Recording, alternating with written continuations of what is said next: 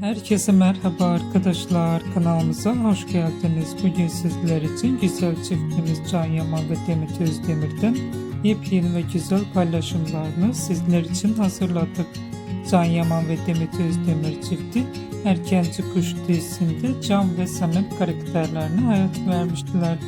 Onlar bu dizide sevgili olmuştular ve biz de sizler için onların en güzel ve en özel fotolarını hazırladık. Bu videoların devamlı gelmesini istiyorsanız kanalımıza abone olup ve videolarımızı sonuna kadar izlemeyi unutmayın. Herkese teşekkür ederiz.